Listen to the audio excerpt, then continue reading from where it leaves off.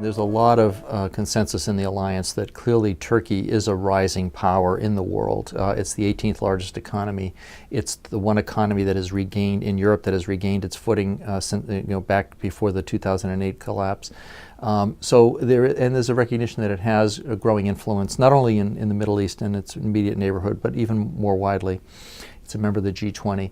So there is a feeling that clearly Turkey, and also at a time when we know that the whole question of the Arab awakening and where it's going to go, the prospects for greater turmoil in the Middle East, Turkey as a predominantly Muslim country, albeit a secular one, is seen as an important interlocutor with the rest of that world. And so I think there is a strong sense in the alliance that Turkey should perhaps have a more prominent leadership role. It's been playing an active role. Sometimes it's been seen as not always a completely helpful member of the alliance. It's hesitated on some issues, on Libya at the beginning, on some other questions. But in the end of the day, I think it's fair to say that Turkey has come through on most of the issues of late. It's been an important contributor in Afghanistan over the years. It did finally support the Libya mission.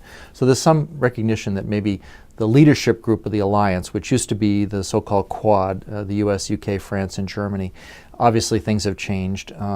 There's a sense that maybe there needs to be, and you mentioned Poland as well as another country that's seen as having been, also another dynamic economy and growing economy in Europe, an influential player particularly with regard to Russia and Eastern Europe. But also a more important global actor and an important actor within the European Union. So there is a sense that perhaps maybe the future NATO leadership group, and indeed there have been some papers written of late on this idea, perhaps there should be more of a variable geometry leadership group. The old Quad, that if the big four got together and they would sort of decide the direction, that was okay at a time when Germany was obviously a key player in the defense of Central Europe.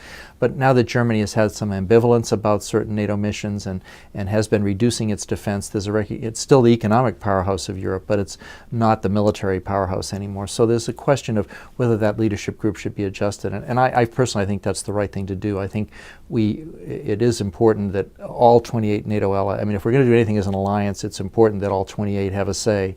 But to get things done, the reality is you need a good core group of countries that can come together. But that core group shouldn't be fixed all the time. It could be a variable geometry. And as you say, sometimes it might also include Italy and Spain and some other important countries in the alliance.